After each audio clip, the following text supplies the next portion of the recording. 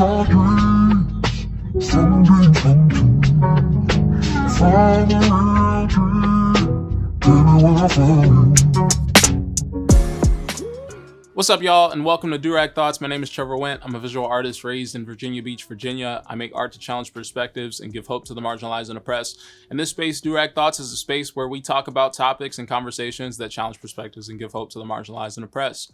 And we've been rocking through for the last chunk of weeks on my project and series, City of God. And we're kind of coming to the tail end of the things that are going to release in terms of the series on YouTube. And I hope y'all have enjoyed that. If you haven't seen it, go back through my YouTube page and watch some of those videos, watch through the series. You want to see that whole story play out. But today I want to talk about some of the process of what it took to film this. You know, it's a big passion of mine to resource people, and especially minorities, you know, people who are marginalized in society, with resources on how to execute, you know, what it takes to be a filmmaker or a photographer or something like that. The reason I make tutorials is really for that, to resource, you know, kids who don't have equal opportunities and equal access to education. And so my conversation partners today are two creatives that I know, two photographers, filmmakers, videographers, a whole bunch of terms that society uses for all these things about creativity, but they do it all. They do it all. And so my two friends, Dorian and Paris, these two dudes are the people who filmed 99% of City of God, except for the couple of things that I filmed by myself. These are the people behind the camera every single time, either or of them, and sometimes both of them on set the same day, rocking through stuff. So we're going to talk through some of our process, have a conversation about just reflecting on some of the experiences we had. That was wild. Reflecting on some of the experiences we had. And just press into that. So Dorian, Paris, appreciate y'all being here. Thanks for taking the time. Thanks for having me, Trevor. Well, why are you so crusty? It's a pleasure to be here, sir, amongst brethren. Y'all are a trip. All right, so now that the formalities are gone, are we just gonna act a fool? I've been acting full since we got on the call. I mean, that's accurate. And I don't know why my light just went off, but you know, those watching the video portion just saw like my flash just fire off. But we're just gonna let that be and keep it rocking. The Holy Ghost. So I'm gonna kind of talk through just the background of how I kind of got to the point of wanting to film a series for City of God, to kind of embody that in a series. So my aim has been kind of focused on creating art experiences, immersive art experiences, and it's still focused on that, but we're in COVID, so you're not going to really be able to do that in person with people. But one of the big things I wanted, at first it kind of was inspired by a guy named Levi the Poet, who I saw was performing with projections on him. And Levi's a spoken word poet, and someone that I've been kind of clued in on for a few years. And his project Correspondence of Fiction was a big influence for me in this project. And so I was kind of trying to figure out, you know, the direction I wanted to take this journey of this EP turned album turned art experience turned, you know, short film. Or really, I don't even know if you can call it a short film. It's 45 minutes of stuff, right? You know, it's kind of lingering on the edge of short film if it is one. And so I was kind of like, dang, like, am I going to just do autonomous, like kind of quick videos? I really want to tell this whole story visually because that's who I am. And I remember I was out in California, and I don't remember if I've told this story in this podcast already. And I don't know if y'all know this story, but I had met Dorian and Paris, and it was kind of earlier on in our friendships. And I'd gone out to California in May of, I guess it was 2018. And I was out there shooting a wedding and going to some conference stuff for work. And I ended up going to get tea with a homie of mine William Matthews, who is an artist as well, a singer. And I remember I was just kind of going back and forth with him. I was like, yeah, I kind of want to create a visual album, but I know I'm gonna have to ask a lot of somebody to do this, and I just don't know if I'm going to, like, if anyone's gonna be willing to do that. Like, it's gonna be asking a whole lot of someone. It's like, I've got some boys who are talented and would definitely do a really great job with it, but I just don't really know what it's gonna take. And he was like, sounds to me like you got everything you need. And it was like that. It was that simple. He was like, just do it. And it, like, for me, it was like, okay. Okay, I'm gonna do it. And so I came back and I was like, it's kind of the same sort of approach I took the project that I did a long time ago, 5 years ago, the Westward Summer, which was where I got a sponsored road trip across the whole country for, like, leading up to, like, for a month leading up to Vancouver, where I was planning to go to seminary. So I drove across the entire West Coast, like, after I graduated from college. And my kind of focus in this was like, okay, I'm going to just ask. And the worst people can say is no. And so I asked like 80 something companies. And so I figured, let me just ask these dudes and see if they're interested. And Paris had already said the first time we met him, look, I'm just here for the life on life. I'm just here to build. And so he's like, if I'm holding a reflector or whatever, I'm just got you. He's like, I'm just trying to learn. Insert a photo of him in the chapel holding the reflector. Exactly. Or the diffuser. For real. That diffuser was crazy. That diffuser was so important to that shoot though. And so, yeah, we kind of like embarked on this journey to try to figure stuff out. And kind of the overarching view of it for me is like, it's been super important. And I think it was, I feel like it's consumed a lot of our friendship for a while. So like, it's kind of interesting that it's kind of coming to a close. Like, it's a massive topic of conversation for a really long time. But I feel like some of the processes of walking through some of this stuff has really kind of created opportunities for us to go grow closer. And, we had to walk through different hurdles, in the filmmaking process. Like, we had to walk through, frustrations in different environments, whether I was unprepared for something or, the morale of the set needed to like get higher or something like that. Like, we were always kind of like rocking in different, like we had to rock through like different kind of, challenges and trials and stuff. But in the words of propaganda, love's not love if it's never been tested. And so I think to rock through what we did and to put all the time and effort that we did into this, it's been really, really important and I think influential in the depth of friendship that I at least have with y'all. I know y'all knew each other before I ever popped in the picture, so it's a little different. But what are y'all's perspectives, kind of looking back on the whole process and kind of arriving at this point where like this joint is like, it's coming to fruition? Yeah, I think it's like, it's cool that it's like from the moment like when we were at Dorian's like old crib and just like planning for it. That is, I mean, it's just wild. Like we would like get like 1 minute and Trevor was like, whatever y'all come to mind when y'all hear this, write it down. And then just seeing how like those like 2, 3, 1 minute sessions, like it's like done, It's crazy. I mean, I'm not gonna say I didn't see this happening, because I did, but it's like I didn't see, like, I don't know, you just like don't see the light at the end of the tunnel. You just, because we were just stuck in the process. You know what I'm saying? Like, yeah. Trevor was like, yo, I'm about to come over. I got all this supplies. We about to sit and plan. And then you nearly die. Almost died, bro. For real, almost died on the way to the planning session. Y'all, so to give you the quick story of what happened, I was driving, it was raining, we had to change the location because there was like a festival downtown in Raleigh, so we couldn't meet at the place we were trying to meet at first because you couldn't park anywhere. So Dorian and Paris were already hanging out together at Dorian's house, so I decided to go over there.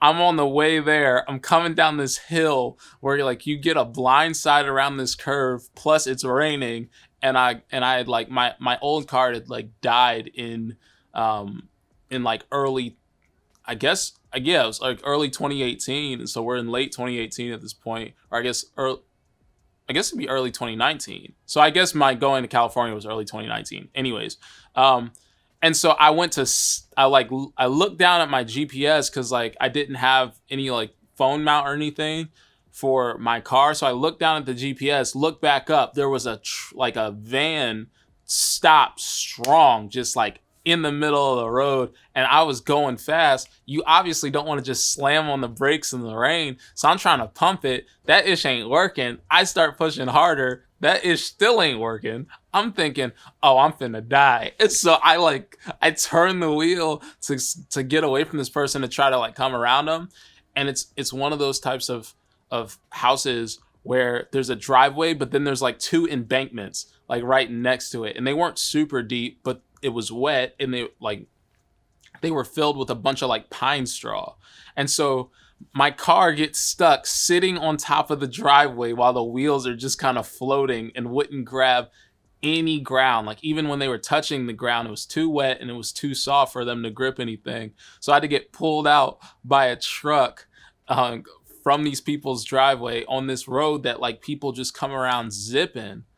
And then my car was all right, and someone had just given this car to me, which is the car that you see pictured in a lot of COG.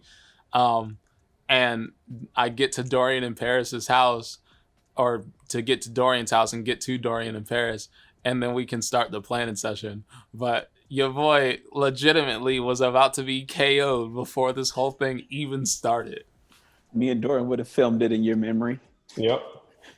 Hey, Rest in peace to the parking lot. God, I've thought so many times, I'm like, if I die, somebody better finish out this project. It would have been me, Dor, and the producer. Yeah, Tay.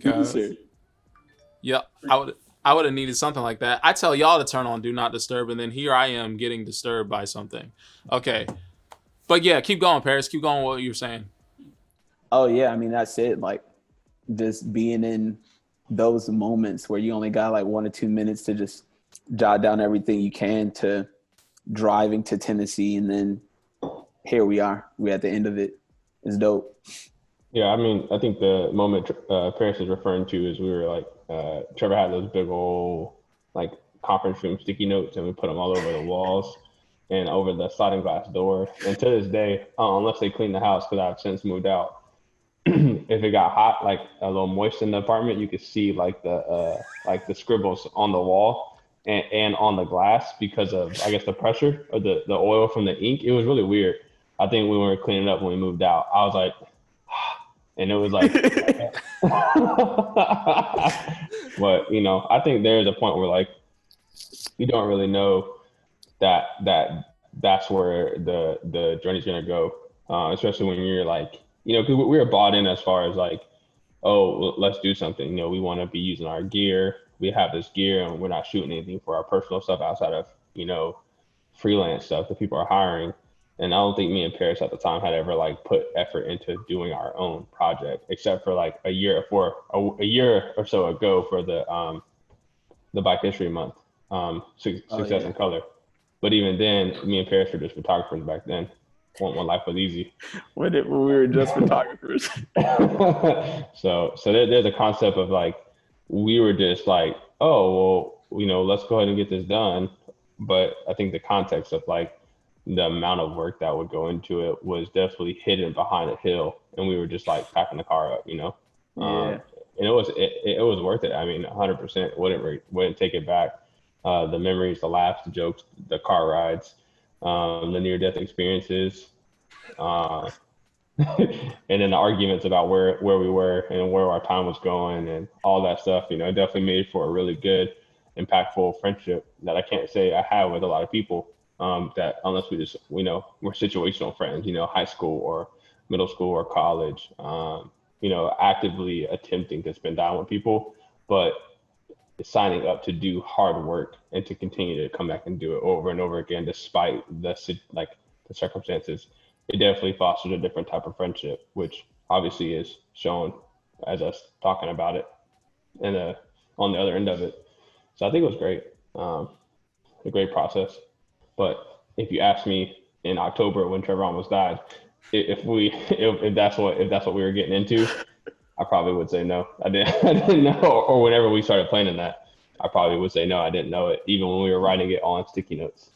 So. Yeah, just to backpack off what Dorian said, like I think I speak for Dorian as well. Is like we both look up to UT and like we see like the work you create or created, and Trevor could have asked us, "Yo, can y'all take off 3 weeks? We're going to Florida to film palm trees." We would have been like, "Yeah, we with it," And like I told UT, like when we first met, it's like, bro, whatever you need, like if you need me to hold a mic, I'm with it. So yeah, we definitely, at least I didn't know the type of work that we were about to be doing, packing up what do you drive, a little Honda Accord? Yeah, now it's a little Honda Accord. Yeah. Packing that mug The up hybrid. with the hybrid, packing that mug up with like 12 C-stands, 30 sandbags. And I'm like, I didn't know we was going to be doing this. I said, Lord, I said anything, and you really said anything. Yeah. You want some of this? What is? Yeah, I mean, when it came to one, I think at some point, like, I honestly think it was when we were in Tennessee and like reloading stuff the second time. I think my like driver's side back like door got like straight broken. Like that joint, like that handle is gone. It is straight cracked out of there. But yeah, I think that was really one of the things that was really different for us, because like Dorian and Paris have like absolutely made much more money doing photography than I have, like in terms of the freelance sense of things. Like I've made a living working at different churches and stuff as a visual arts director, but like I wasn't doing a bunch of weddings and things like that, and part of that is out of choice, but I think both of them are better at networking sometimes than I am. No, they definitely are just better at networking than me. Like it's not just sometimes. Not skill. And it's just like, no, it's definitely a skill. And I mean, like Paris finds his way into all sorts of rooms where it's just like he always just figures out someone to talk to and to be able to like make a connection and then start working with. And then Dorian does the same sort of thing, but he just uses those gifts and abilities to kind of continue growing at Apple. But then he'll talk himself into like, freelance gigs and like doing different things for like he did a promotional video for a company in downtown Raleigh. Like, and it's just having the connections and knowing how to work those different connections. And even like my project Still We Speak, that wouldn't have happened without suggestions from those dudes on people in Raleigh, like black folks in Raleigh, because I hadn't been there for long. And my church that I was on staff at had no black people. And so like there's barely any black people in the church. I was the only black person on staff. I was the only person of color on staff. And so, there's nobody to source from in order to do a project like that. And so, yeah, connecting with them was really big. But I think, I think one of the things that our friendship and then like working through what we've worked through and executed in getting to this point was we all believed in supporting your friends and making work with your friends. And it's like, we might not see it at this moment, but like me and Dorian made a tutorial video on YouTube, and we knew like we had the skills and ability to make certain waves on YouTube. But I told Dorian off top, it was like, I'm not finna be the YouTube tutorial dude. Like, that's not who I am. it's like tutorials fit in my framework of what I aim to do as an artist, because I'm trying to empower marginalized and oppressed peoples. And so if you got like young homies and young homegirls, you know, and young home peoples who are like not having the same access to education, because like marginalized peoples, like minorities, you know, who are in more impoverished states, don't have the same access to education as like other people, right? And so if I can put them on game and give them like some game about like how to do stuff, you know, from someone that looks like them, then that's what I'm all about, like let's do that. And so that's why I keep tutorials in the rotation, because I'm trying to teach those folks. And so then me and Dorian make this video, right? And you know, in the beginning it wasn't really doing anything. You know, it kind of sat for a minute and we'd be like, oh, okay, it got 1,000 views. And it's like, okay, it got 5,000 views. And then even at the top of 2020, the video had like 35,000 views. And then we like fast forwarded a couple months later, it was 100,000 views on it, you know? And at the point of making this podcast, it's at 120, you know, with almost 10,000 likes. And so that's a pretty decent impact from our first outing. But the bigger mission for us has always been, you know, how to put people on who don't have the same opportunities. And so one of the things that was really dope in terms of like rocking through this project, you know, with y'all and going through the process that we created within this, was that there was just an opportunity to learn. Because it's like when it came to filmmaking and like artistic kind of vibes, like, you know, I'm more experienced, but it was still a bunch of stuff that I needed to learn, because it wasn't like I've had some sort of like no one has put me on as a PA. No one has put me on as a, you know, I wasn't on film sets and a bunch of stuff like that. Like I've been to a couple and I've done some freelance stuff, but I wasn't getting like a ton of that sort of stuff happening in my life. And so I was learning by YouTube. And then I've got a homie, Alan Baker, shout out Alan, who is a director and DP at, you know, a production company in Durham, North Carolina. And so I would ask him a bunch of stuff, but a lot of it was just a bunch of trial and error, YouTube, and figuring out for myself. Even though I have a degree in photography, that taught me about photo. It did not teach me about filmmaking. And it's a different mindset. And some people it translates easier and some people it doesn't. But with these two dudes, it was very much so like, okay, you know, I had to figure out what I needed to do to level up, but then also like how to level them up. And then, yeah, we just all kind of committed to the process and saw stuff come into fruition. And then the last thing I'll say on this thought is, like I said in the beginning, they've done a lot more freelance wedding, freelance portrait, freelance engagement shoots, things like that. Like that's where they were kind of sitting within. And so for me, I'm like, yeah, I kind of choose not to do those things right now because I've got a full-time job, so I don't really need to do them. And my like heartbeat is being an artist.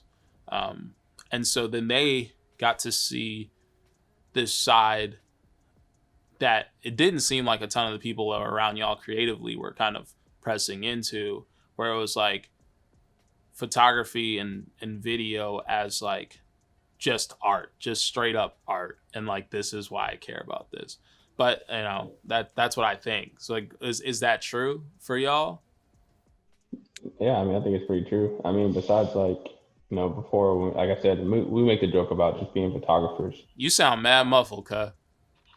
Even now? You sound better now, I think. Hello? Hello? Yeah, you sound better. You sounded better now. At first you sounded mad muffled. Hold on, I can plug in the headset. Go ahead, Paris. Yeah, I think I don't know if I had a lot of photographer friends that were doing like art. I think a lot of people were just that I follow or that were my friends, like close knit friends that were doing photography. think they were just like taking photos or whatever because it was like the cool thing to do, or they were like doing weddings because that was like my big circle, like you said earlier, because I did mostly weddings. So which I guess weddings, depending on like how you do it, can be like a form of art, but I think it was just like another job for a lot of them, you know. Is a better situation here? Yeah, that sounds better. All right. I think on the same note, there's an idea where it was just a way to make money, and I got good at it. And there was a niche that me and Paris kind of found ourselves in from one wedding video that was terrible. It was so bad, especially looking back on it from 2017. But it definitely sparked the 2.5-year stint of wedding video after wedding video after wedding video. So it just became a job. And I don't think I had anybody that was like creating art besides YouTubers. But even then, there is kind of an end goal where like, if I do this, if I do a review, I get more viewers, more subscribers to afford more gear. So like the art really isn't the center. It's about success. Even though it seems in the center, there's always this like balance. So, I mean, besides Perry, but Perry was, he was in a different scope. You know, he did the written art, poems and spoken words.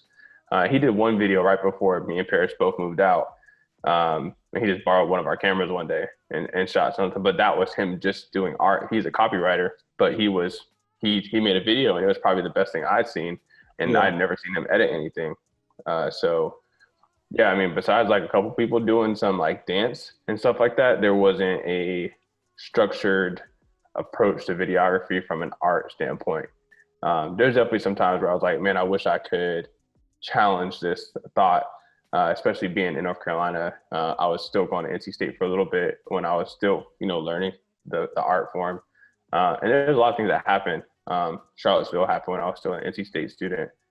So I was like, how can I keep these people from coming to campus? I was involved in the student activities board, and we had a lot of questions about that. So, but most of my talent went to covering events, you know, so it wasn't really an art form that I had used as an expression. It was more so a means to success or a means to make money, which is nothing wrong. But you were definitely the first person that was like, I'm doing this and I'm coming out of my pocket, and there's no return on this for months and months and months. So, yeah. Yeah. And for people who don't know him, Perry is one of Paris and Dorian's close friends, a friend of mine as well. And they both lived with Perry for, I guess it was like a year or so. Yeah. It was, I mean, just about a year for Paris, I think. Yeah. Yeah, so for like a year back in the day, and they both kind of met in that college era. But yeah, it's like what Paris said, you know, I think there can be you can approach kind of anything artistically. It's like, you know, how are you trying to make weddings? How are you trying to do this? I think there is a stigma that kind of presents itself in the creative world right now, where people are kind of focused more on content than they're focused on art. And they're very much so like using weddings or portraits and stuff like that as a come up rather than to like try to be a great artist, because there are like plenty of like wedding photographers that I follow and pay attention to because of like what they do artistically. But I do think there is definitely kind of a come up side of thing. And I'm like, you know, not that making money or, you know, being profitable from your art is a bad thing. It's not. But it's just a different slant. And for me, it's like, it's not this, like, for me, it's like art is this tool to make impact, because the impact's the motive for me. Impact's been the motive for me. You know, I would love to make a living off my stuff. Like being at a point where like I can be totally self-sustained by my art is absolutely a goal. Maybe by the time that this video drops, I'll already be there. But it is very much so like art is, you know, it's a tool to invoke change and inspire people, you know, to give hope to marginalized and oppressed peoples. But yeah, so what I kind of want to go into is what we did in order to execute this. So to kind of lay stuff out for y'all, we started filming in November of 2019. We had like met and done like 2 different planning sessions within like September, and then I think it was in October as well. We did one, and then we started filming. No, I think we started filming in October 2019. Yeah, no, it was the first week of October. Yeah, so we met in August and September, and so Paris was locked down with a bunch of shoots, and so he couldn't necessarily get to everything in the first part of stuff. So we didn't know if Paris was even going to be able to be a part of it. And off the top, like we started with kind of like individual like weekend days. Like it was like a Saturday, we're going to do these 2 pieces, and then next Saturday we're going to do these 2 pieces, and this. And so we were trying to like film 2 a day, and that ish was not working. It just wasn't. Which we very quickly learned that was a little too much. Yeah, we learned super quick that it was too much, that we didn't have enough people, because the first video we shot was the first video of the record, which was Fear Lane, and it was me, Dorian, and my intern at the time, Kevin Francis. Shout out Kevin. And we were still trying to learn the gear that we had, and as when it came to like getting stuff ready, when it came to like planning and storyboarding and things like that, because one of the things that we talked about earlier when it came to like our process of making stuff, like you had to plan, you had to brainstorm, you had to figure out visuals first. So whether that was sticky noting and like taking these sessions to like listen to a track and then just jot down things that it popped out for you, or like take a minute and just, you know, kind of rapid fire, or if it was like me storyboarding at the house and things like that. It took these processes of like storyboarding. It took me building out a gear list and knowing what gear I was going to execute for stuff. It took me understanding like the tones I wanted, like color wise. It took me understanding, you know, all of the gear that I needed that day, how we were going to like play the sound over, you know, in the area so that I could mouth, you know, match the lyrics, like lip sync to the lyrics of the record. It took all these things, right? And so I was the one who was building out the gear every time, like packing up all the gear. And so I'd often spend like 5-6 hours, you know, grabbing all this gear and loading it up by myself, you know, from my office in the church. And then like the next day, like even when we were filming, like the first video was shot in the parking lot, back parking lot of the church I worked at the time. And so I was having to move like tables, like coffee crafts, you know, have food ready, like doing all these things. Like I'm doing craft and catering, I'm doing, you know, gear loading, I'm doing, you know, storyboarding, like, you know, so I'm mixing a lot of jobs in one, which is the nature of being on a small set. Everyone becomes more than the role that they're kind of sitting in at that time, because it's just impossible to do it, you know, when you don't have a massive crew. And I think all of us at this point have been on bigger sets and have seen like, you know, how many people it takes to execute something and why a small shoot. Yeah, a small shoot. Yeah, a small shoot can have 30-40 people there, you know, at times. And sometimes, I mean, you know, and there's definitely things that get executed with tiny groups of people, you know, production studios that are like 4 or 5 people, you know, 2 people, 3 people, and like you can do it, but it's just an understanding of like how much time it's going to take and what you have to execute in order for stuff to be right. And so then like day one, it's me, it's Dorian, it's Kevin, and we're filming, and I couldn't figure out how to make my LUTs show up, like my correction LUTs show up in the freaking, you know, Ninja 5. We were shooting on, most of this record was shot between a Sony A7R II and USR. Canon EOS R with a Ninja 5 attached to it, and then the last like C200. It was C100 Mark II. Mark II, yeah. And we would use the Ninja 5 with that as well. Mm-hmm. but yeah, those were the 3 cameras that we were rotating through, and then using different pieces of glass that we had or the church had and things like that in order to execute what we needed to execute. But yeah, we figured out very quickly that even if you had a plan around it, it took time. It's just filmmaking takes time. And it took us time to execute and to even get to a point where we could do 2, you know, even if it was like, we're going to do this on the first half of the day, and then we're going to do this other one on the second half of the day in the evening. We couldn't even get to that point because we overran the first part of the day. Yeah, I think it was like call time. I mean, I looked at the calendar right now on my iPad, and I got COG October 5th, 2019. And that was the day that you're referring to, where we had the water scene, and I think I left that day and went and bought a new car shortly after. I definitely remember that. And I mean, I think call time was like 8, and we were out there, and then we didn't really get shooting until 12 because we're missing the cord for the SSD. Couldn't figure out how to turn the log function on or get the LUT to be on so we can shoot for the LUT instead of shooting and then adding the LUT afterwards, which is something that is a technique that I wasn't even really aware of. Now I got to turn the gain down on the LUT because now something doesn't shoot right.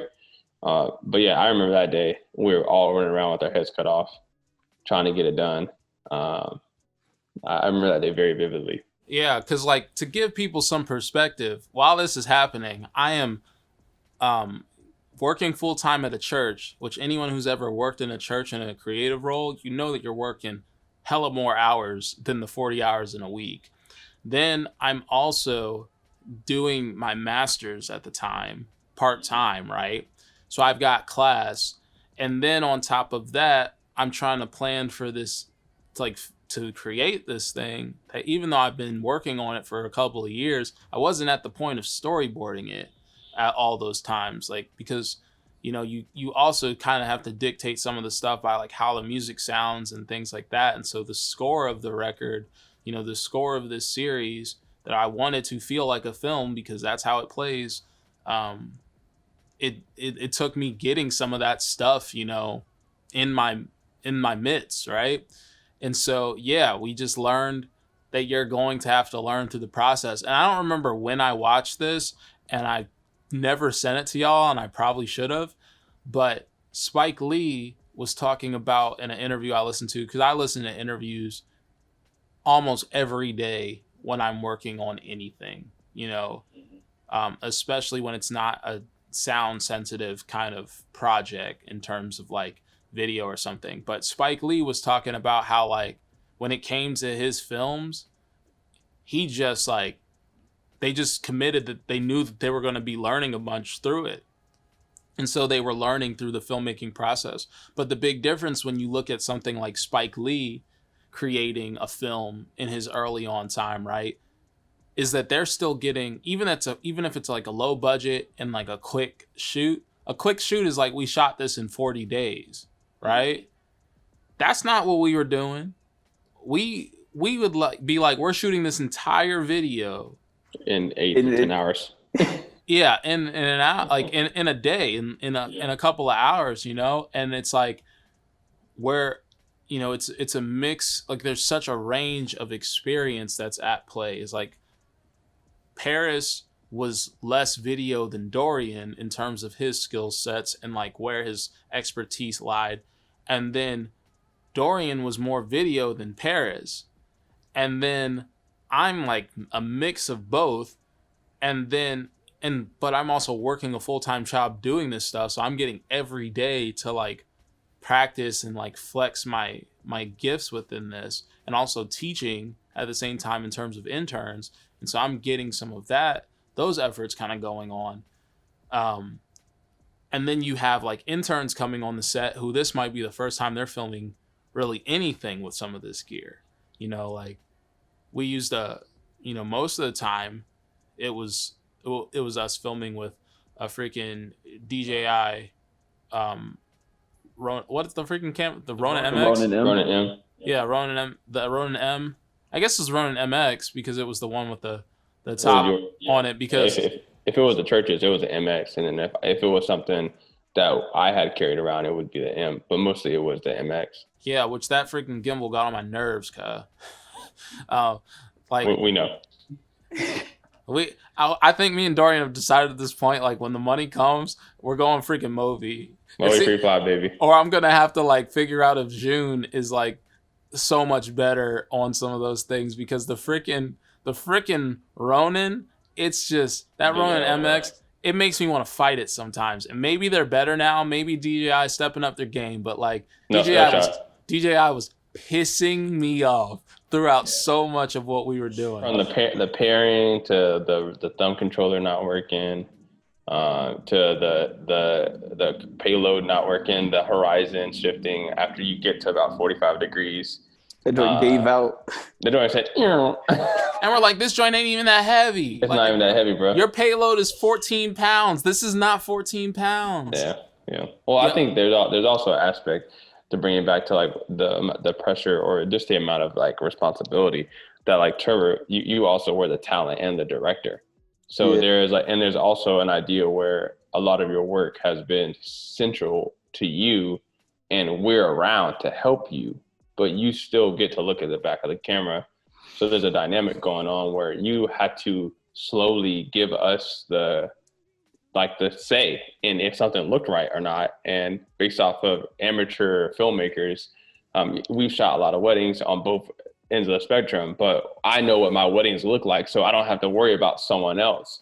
Even if there's a second shooter involved, I taught them or I showed them what I wanted to do. So it's cool. You know, we're doing sign language across the ceremony, like you go here, and that's it. But on a film set, we are learning how to do it while also having to have the pressure of saying it looks good, while also you having to give up this control by also being the director and the talent. So there was a lot of nuance there just before we even said action. Well, and I even remember in that beginning time, like, you were so hesitant to even say an exposure was right. Like, does it look right? Like, Dorian would be like, look, I don't want to mess none of this up. And like, Trevor, you would do the same to me. It's like Dorian says, like, we have this pressure, or you didn't like put it on us, but it's like, we see what you put out. And it's like, I don't know, it's like working with some famous movie star, or not movie star, but like movie director, and they just give you the cameras, like, all right, shoot this. Like, yeah, I know you allowing me to do this because you trust me, but it's like Trevor would be like, yo, what's your ISO at? And like, I know what ISO is, but I'm like, you look, you know what I'm saying? Well, yeah, I mean, I think it's like, if you were to get hired as a DP, right? And obviously, if you're in a space where DP's director of photography, by the way, people. Yeah, if you were to, I learned that, you know. Thanks, Trevor. Yeah, Trevor. Well, we gotta talk because we gotta keep in mind, like, there might be some kids listening to this who don't really know what's popping off. But real quick, DP's director of photography, cinematographer is another term for it. They're the person who is literally the person who's leading what the thing looks like visually in terms of like making the choices. They're behind the camera, or if there's a camera operator, they're telling the camera operator what to do. The director's like big vision and making sure everything is kind of A-okayed, and they're also, you know, they'll tell the DP if they like what they're doing, but the DP is like really in charge of the visual look of a project. Hence, like someone like Roger Deakins. All right, continue, Dorian. Yeah, and honestly, most credit go to the DP anyways. The last show I was watching, like Umbrella Academy, the DP's name came up before anybody else's name came up. So there's just like a progression of like the importance of a skilled DP. But what the short part I was going to say is that if you get hired as a DP on a production, there's a level of skill and a bucket of knowledge that you assume that you are going to bring into a space because you applied for the role of a DP. Paris and I were lacking all of that. Because, I mean, at the end of the day, like, you know, the level in which we were operating, because we had the gear, we had the people that were pouring into us, and we had YouTube. Shout out to YouTube University, PhD. There's an idea that like whatever we put out was so far above the expectation of the people or the clients that we were delivering the final product to, that we were able to like operate in this space of we get to decide what is nice. so that being said, you bring the friend dynamic, but then you also bring someone else's vision into the dynamic, and then gear that Paris and I both had EOSRs at the time. Paris was still hybrid Canon Sony. I was Sony A7 III. So the idea of using a Ninja, because I was using small HD, Paris had the Indy Cine 4K. Like there's all these things that we were battling. The only commonality that we have was the Ronin, and that's just because I owned one previous to those. So there's all these things going into it before we even, used our nose to hit the play button or hit the record button. I was hoping you'd say that. Yeah, Dorian would take the people who are watching this on video can or listening to this on video or watching whatever. You can see me do this action, but Dorian would take the Ronin M, and the Ronin M basically has two handles, and the gimbal kind of sits in the middle underneath it, and so the monitor would be on the left side basically and be like mounted on, and so instead of having to like do some weird thing to like grab the top handle and then push the record and then reset your hands, Dorian would get his shot set, and then he would move the gimbal over, freaking hit the play button with his nose, and then keep it moving. And then him and Paris just started doing this. Like Dorian teaches Paris as like the Padawan of the nose technique. Yo, for real. and then they just kind of keep rocking from there. But yeah, I mean, there was that reality of because y'all know me, like I care about quality, and I tried not to put out anything I'm not proud of. There's times where I'm like, you just got to let it go. Because sometimes the message is more important than the production value. But yeah, I knew that like, even from the first time meeting Paris, that there was like an admiration of like my work. And so I know like with that, it's like Trevor is inviting us into this project that he has already put so many pressures on how important this project is. Like this project is dedicated to my friend who died of leukemia in 2018. This is something I've been working on since I came out of college. Basically, it's my magnum opus. It's my biggest project ever. It's the most important work that I've made to date. And so you hear all this and you just met this dude like a year ago and you see the work, and I understand like that's going to create some tensions and some pressures, because I'm like, yo, this needs to look like this. And then I'm also not good at hiding my emotions when something shifts to the left. And so like if something's not going the way that I feel it should go, or if I'm frustrated in a circumstance, you better believe I'm not going to like look happy. I'm going like my mood and demeanor is going to shift. And then, I might have to bring it back home and like, recognize like I'm the director on this set. I have to like lead here. But at the same time, there's only so much leadership that you can do when you're the subject as well. It's like when you're the subject, like you have to step away. And so you kind of leave it in the hands of the DP, whomever that was that day, Dorian or Paris, to like boost the morale of the set. And there was a space where we had to kind of come into a place where like all that stuff was working together. But Paris, talk a little bit about the pressures and how that sort of felt for you. Man, that joint was nerve-wracking, bro. Because like you said, you hear, like me and Dora, when we were kicking it with you, it's like, yeah, this is, like you said, the most important thing I've ever done, and this, that, and the third. And then it's like, all right, P, take the camera. How's it look? And I'm like, to me, it looked good. Like Dorian said, like when we shoot our weddings, we know what, like kind of like what we want our stuff to look like. And then we're with Trevor, and he's like, hey, how's that frame look? Or what's your thoughts on this? And it's like, I don't know if my thoughts are like good enough to even be presented, But I think you did a good job of like reminding us. It's like, yo, if I didn't believe in you, you would not be here. Absolutely. If anyone knows me, that is a truthful statement. I was like, even though I needed help for this, I would have shot this ish myself. I was looking into snorri cams like before I asked them about Young drone anything. cameras. Like before they were even in the picture of this, I had a meeting with my boy Alan, and I'm sitting here thinking it might be too much to ask anybody to help me. I'm gonna get a snorri cam, which is literally an attachment where a camera sits directly in front of you, and like it looks like it's just insane and crazy the whole time. And I was like, it's I'm the just rig gonna, that people use when they are like filming drunk or like or running away from someone. because it looks like you have the point of view of the face and it's fixed, so the background is the thing that's moving and not the person, which is really kind of trippy. Yeah, it's super bugged out. And so yeah, if I didn't believe in these dudes, they would not be there. And that was something that I just like, they know me, like I don't like put up fronts. I say ish how it is. Like if this is how this thing is, that's how I'm telling you. I'm not going to tell you like I try not to make fluff words at all. I try to be intentional about my word usage, try to be intentional about the statements I say. So when I say something like that, I mean that. And so I believe that these dudes could do a good job. And so that's why they were there. But continue, Paris. Yeah, so like I think you did a good job of like just reminding us like, yo, if I ain't believe in you, if I ain't think you could do this, you would not be here. So like that was a little bit more like freeing, especially like when I think it was like 1 or 2 days where it was just like me and you shooting, and like Dorian was like at work or something. So it was like some days it was like, all right, P, how does this look? And I'd be like, all right, T, I think you should move over here. And then hearing like your friend, your like in a sense mentor say, you know what, I like that idea. It's like, oh, my ideas are good. So T, do this instead now too.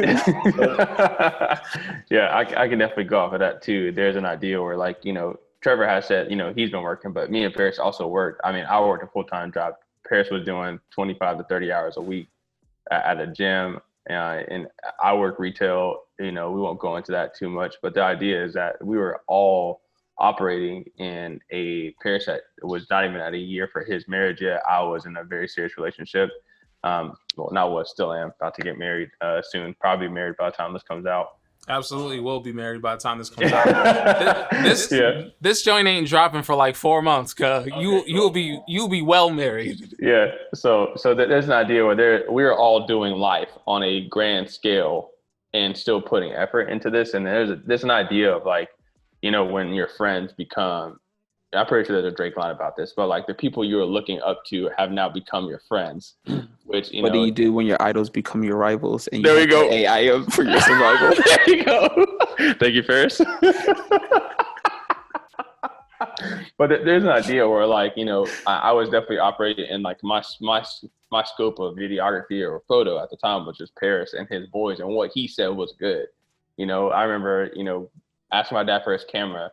It was like an XTI, like the first Rebel series Canon. And I was like, bro, what the heck is ISO? Like, and I'm really analytical. I'm like, Paris, can you explain what ISO means? Like, what does the I and the S and the O stand for? And he was like, it doesn't. I was like, what do you mean? Like, why is it, this is an acronym? And he couldn't explain it to me. So I was like, all right, bet. I guess I'm just gonna have to go with it, man. And I remember that day shooting, and it's something I hold close to my heart. But there's an idea where like we went up, and Paris was no longer my mentor. He was my brother. You know, like we were shooting side by side.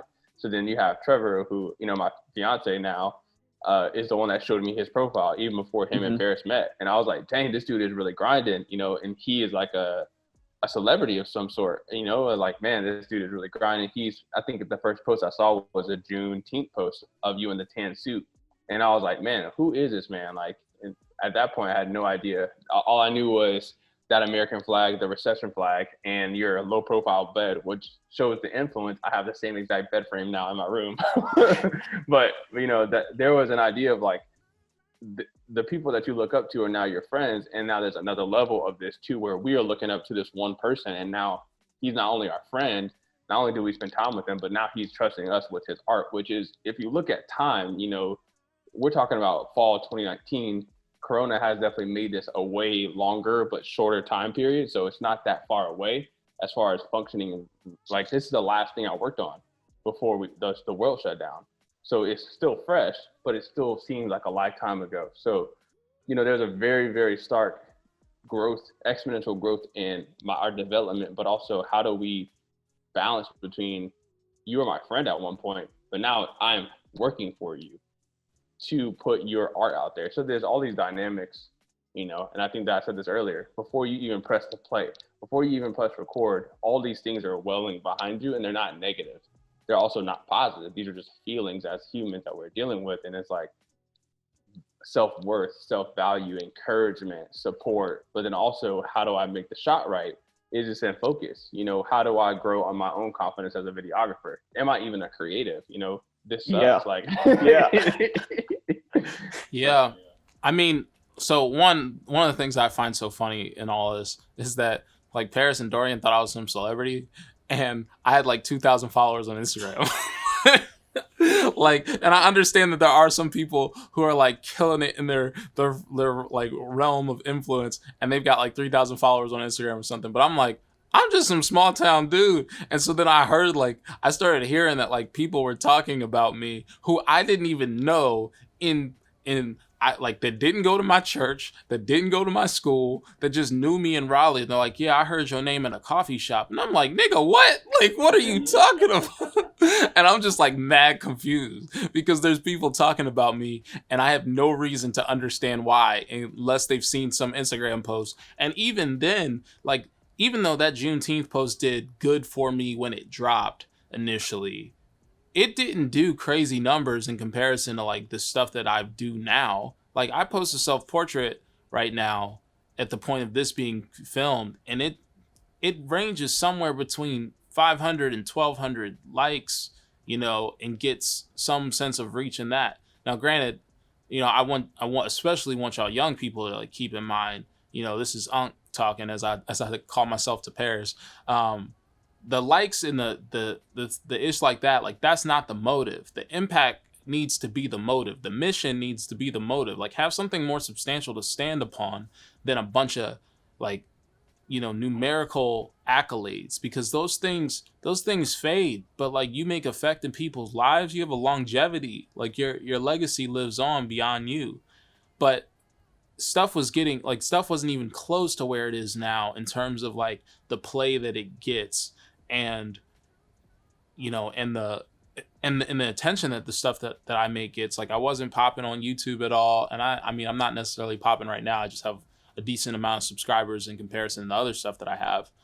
But in the realm of YouTube, 16,000 is like, people still tell me all the time in my comment sections like, oh, you're so underrated, bro. You're so underrated. And I'm like, yeah, I mean, I'm different than everyone else. Like, in terms of how I'm rocking on YouTube, like, I don't really care if people aren't paying attention to stuff. Like, either you like it or you like it. I mean, either you like it or you don't. Like you like it or you like it. You like it or you like it. There's no other option. It's incredible. Like, no, but it's like either you like it or you don't. I don't really care. I care about my impact. And so if I'm doing the things that I believe in, then like that's what I'm going to rock with.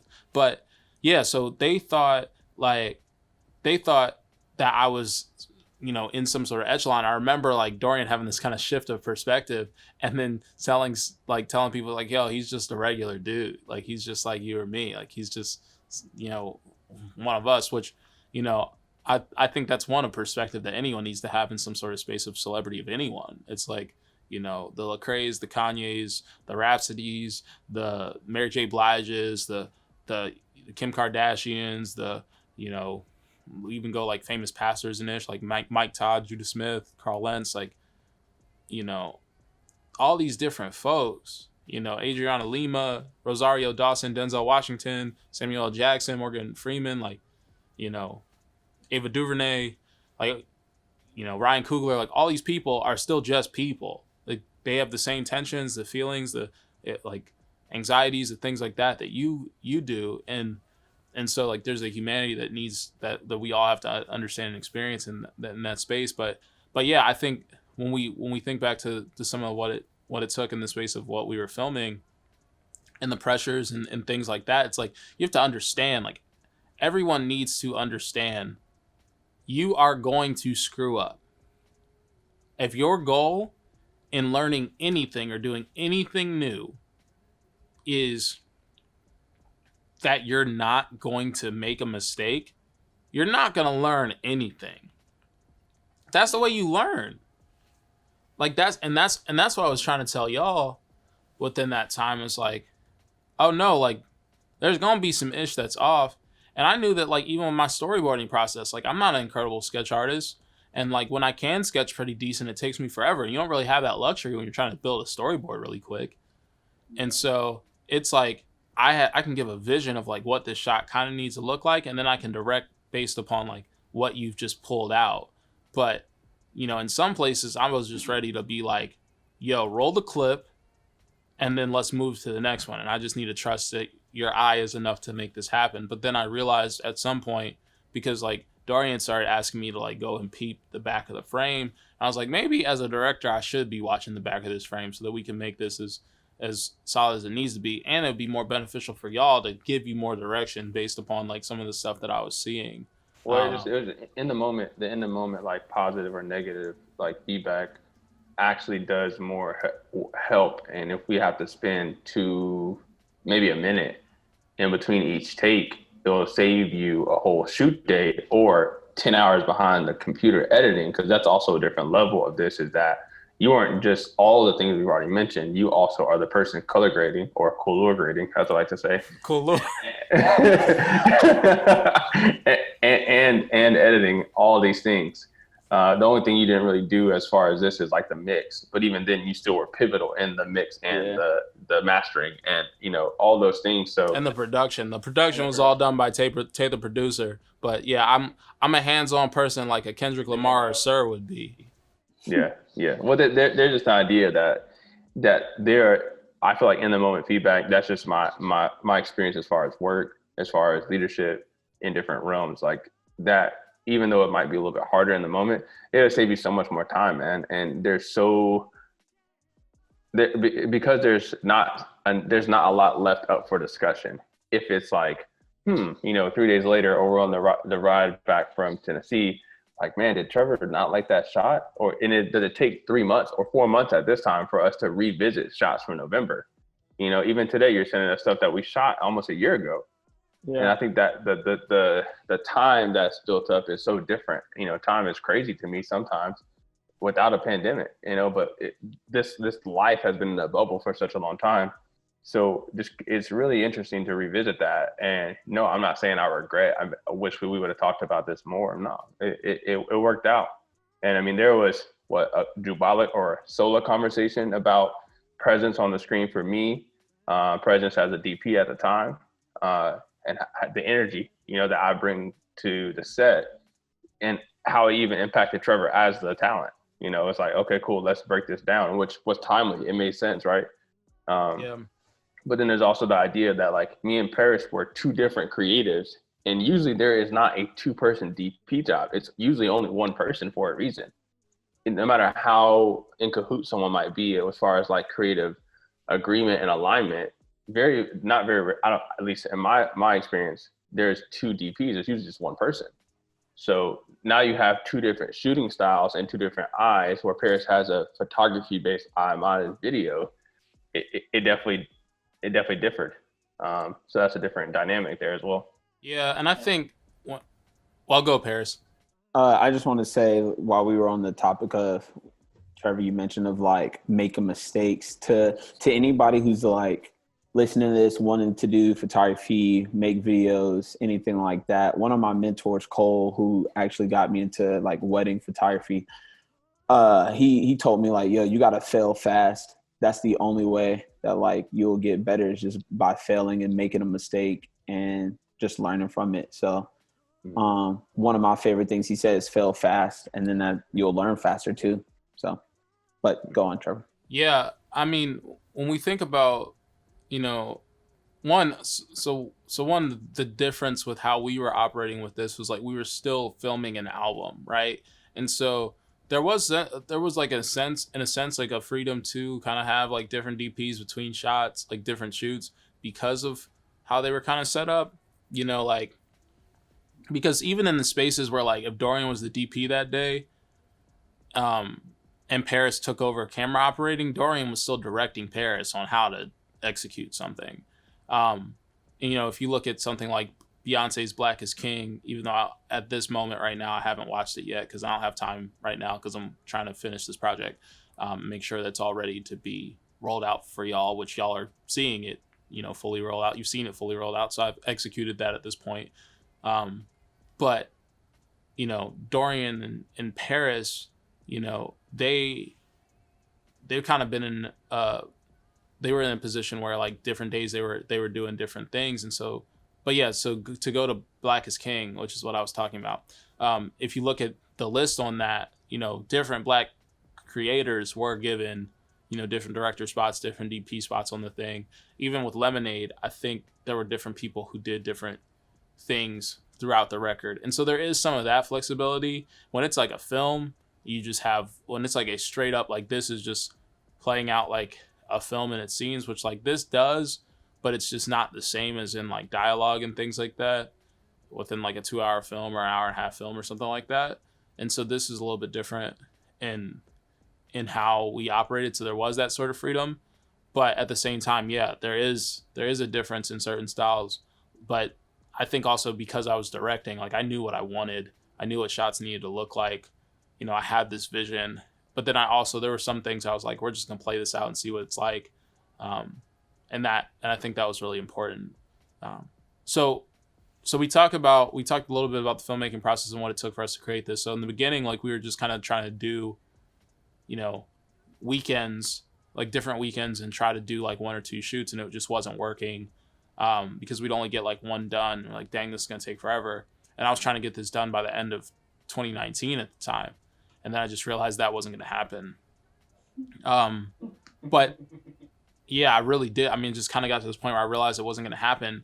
But then like when I think the biggest shift for us came when we decided to do the Marathon Tennessee weekend, which we knew that was going to be a thing off top. Yeah, it's like we had talked about, okay, we're going to have, like, what do y'all think about going to Tennessee? Because a lot of this stuff does take place in Tennessee. And if we go there, we can get a lot of stuff. And where we need to go is like 4 hours away. And a testament to these dudes and like how about that life they are. They were just like, let's do it. Let's go on a road trip. I don't even think me and Dora thought about it. Like, I think as soon as the idea was brought up, we was like, yeah, let's go. When we leave it. Yeah, I need dates. I need to go and put the RTO in. Yeah, for real. And like I was at a job. I was like, yo, bumping. I don't want to do this job anyway. So if they fire me. Team, when we leave it. Yeah, I got more motivation anyway, so I got to get another job.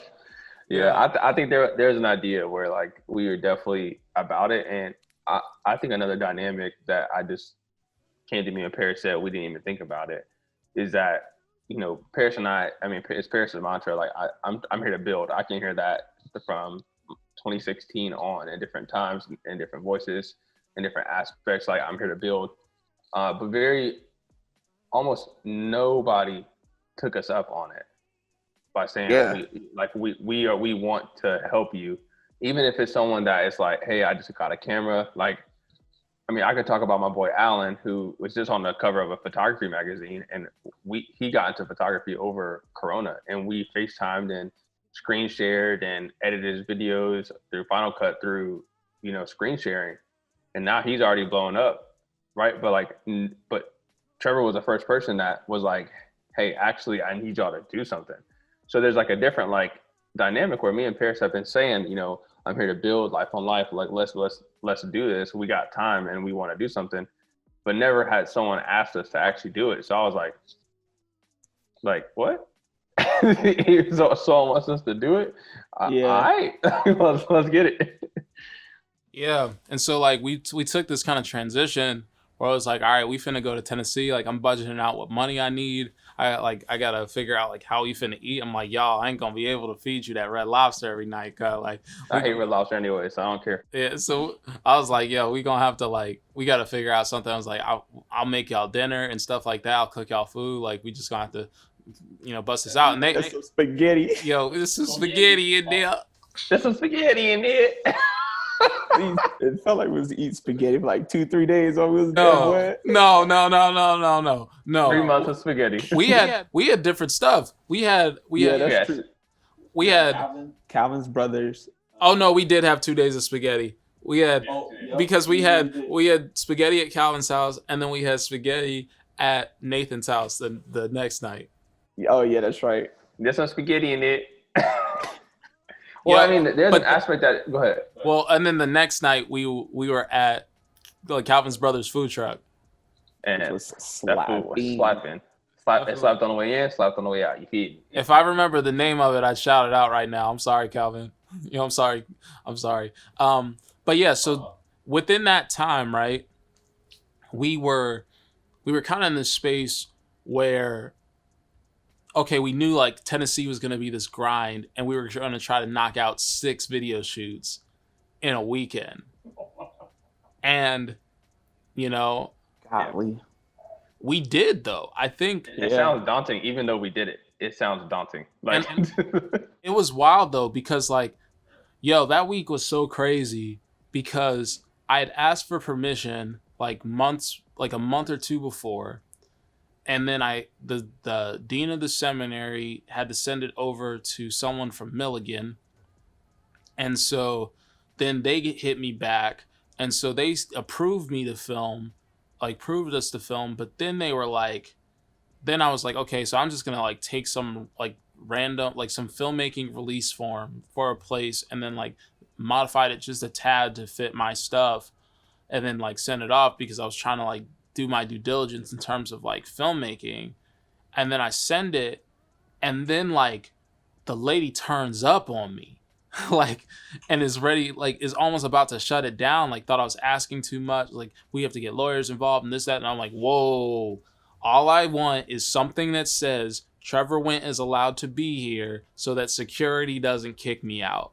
And so then the energy went back down or whatever and we were Gucci. But it was in jeopardy 2 days before we left for everything to shut down. I remember texting these boys and I was like, yo, we in trouble, niggas. This is this lady is popping off and we were good 3 days ago, but I tried to send her a release form and she got pissed. So hopefully it gets cleared up. So it got cleared up. We go there. But yeah, we had planned to do 6 shoots. And I want to say there was maybe one we didn't get to or had planned to shift back to Raleigh. But we shot okay, so day 1, right? We shot Silence. Then we shot Solidarity. And so we did 2 in a day there. And we just figured out you're just going to have to block off a whole day and just have a marathon. And then that night, that was the night that we went and hung out with Calvin, and getting the food truck and stuff. That was that day. So it wasn't 2 days in a row with the spaghetti. It was called Alley Cats. Alley Cats. Shout out Alley Cats. That food truck was tight. and then fries, boy. Fries. That joint was great. And then the next day we went to Emmanuel and we shot, we went back to Emmanuel, but we were staying there. Well, we were staying there that night and then we were there and we shot Emmanuel Avenue in the chapel and we shot Calvin Phillips Drive that evening. Did we shoot anything else that day? Man, we did a lot of shooting. Golly, boy. And then the next day on Sunday, Hit fire.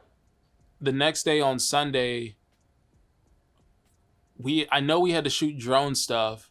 Oh, because the first day we shot the stuff in front of the house at 211 Johnson Street. Yeah, by the coffee shop, Black Raven or Blackbird Coffee. Blackbird Bakery. We shouted them out earlier in this podcast, a couple podcasts ago. But shout out Blackbird Bakery. That joint is a Bristol, Tennessee gem. And then I'm trying to think, what else did we shoot out there? Well, the first one was the one with the white master hands. Yeah, I mean that's Silence. That's Silence stream. Yeah. And so, but we shot. I mean, even there, that's 4 pieces straight, and then a piece of another. So and then we went and shot drone shots and stuff, and then they left, and then I stayed to go. I stayed a couple days longer to hang out with the Kacharis folks. Yeah, because Nathan's sister had a soccer game. Ellie had a soccer game. Ellie had a soccer game on Tuesday. I hadn't seen her play, so I wanted to see Ellie play. who's Nathan's little sister. Y'all met Nathan earlier if you've paid attention to this podcast. And so, I hung out with Nathan and Abigail, and then went and got to see Ellie play, and then left. But we shot a lot, and I realized, I was like, yo, we could have knocked this whole project out in a couple of weekends of just grinding and just say, we're going to take this whole weekend and we'll do a little devotional together or some ish. But we're going to do this. And then we said, let's just do a marathon. Cause I asked y'all leading into Christmas, cause December was stacked for y'all. And I said, would y'all rather try to knock this out in a couple of different weekends, with, one or two at a time, or would y'all rather another marathon weekend? And both of y'all, no question, said marathon weekend. And then we shot a marathon weekend for the last chunk of pieces in Raleigh for, it was the weekend after Christmas, and your boy was grinding to try to get, I turned around and came right back. I was home for 12 hours or something during Christmas, and then came back and then got prepped for this stuff. And then we just shot, which was crazy because I was going to not be, I had resigned from the church effective at the end of the year. And so leading into, we just knew, we only have this gear for this amount of time. And then we still didn't finish everything. We got to hold on to the gear a little bit longer, do some stuff, but then we didn't finish out everything because we had a bunch of B-roll stuff to shoot for City of God. Title track. Yeah, the title track. And we did all that on Dorian's Ronin M and then my A7 R2, which turned out great. It worked out really well. And so, it ended up working together pretty well, but we really learned just stack up a weekend and commit to some long days and you'll get that ish done. Yeah. I mean, I think it was a precursor to, like you said, always putting us on. I had to shoot for a really big, telecommunications firm that was a 12-hour shoot, and I shot that 12 hours with the flu. I didn't even know I had the flu yet, but that there's a grind. I mean, Paris has been on set at this time, 5 days in a row for this TV show you're helping with? Yeah. Yeah. And I mean, but it was kind of if y'all ever been to summer camp, you wake up and then the people that you grind with for the entire day through every event and then go to sleep. That's what it was like, So there's an idea where you get in a zone. I mean, I think football players go to camp, summer camp, when they go and they live in the hotels and they just grind every single day. There's an idea of it's different than college. If you've been to college where you are trying to find an excuse not to do your work or not to go to class. How can you sleep in? How can you get a TV show in? All these things. But when the focus of us being in this bubble, the pre-corona bubble reference, but being able to go somewhere where with the only people that we knew in that space were the people that Trevor brought into the conversation. So we were there to check in on our Paris' wife, my girlfriend at the time, say what's up, make sure we weren't missing nothing, and then grind out. And that's what brought it together. I don't know how long it would have taken us to do that on a weekend or one day a week when all three of our schedules met up. And I think it would have prolonged this deeper into the year of 2020. So. Yeah, it would have been hard to get it all done before Corona hit. Yeah, man. I mean, and I moved. All this was shot before Corona, so all these references about sleeping in the same bed, going out to eat, all these things that that was before Corona, baby. Yeah, we definitely I mean, like we said, this was end of 2019 and then into early 2020, and then I moved. It was out there. It was just not as prevalent. It was in China. It was in China. It wasn't an America thing yet. And so finally, when we got to, I mean, I was moving first week of February, and so to get this, my birthday, and then we moved you out. So stuff wouldn't have gotten done in time. And so we just had to kind of suck it up and grind. And I just think that that learning process was so important, because it's what Paris referenced with Cole is just fail fast. You gotta be committed to the grind. You gotta be committed to learn. You gotta be committed to grow and develop and be okay with making mistakes, because in the cutting bay and the edit bay, there's stuff that you thought was going to work together that's not going to work together, and you just got to figure it out. And you know, and you can watch, like, in other situations, like, you can watch dailies and stuff, but you know, we don't necessarily have that luxury, you know, when it comes to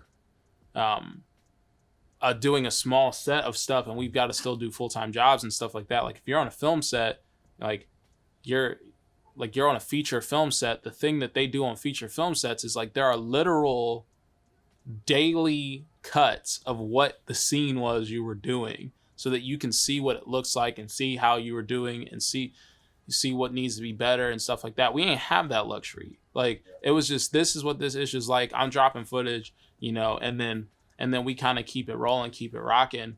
And so I think the most that we ever had on set one day of help was like 2 other assistants aside from y'all. Day 2 in the school, because we had BTS with Anna. We had your boy, his name Ryan. But yeah, it was. But even then, like, even though, like, Judy came in, but Judy wasn't hands on set. Judy was talent for later. Yeah, and so it was always like the most that we ever had was 2 people in addition to y'all. So it was 4 people plus me was the set that we would have. And then we'd have like BTS BTS would be one of those people at times. And sometimes I wish that we would have just handed someone a camera.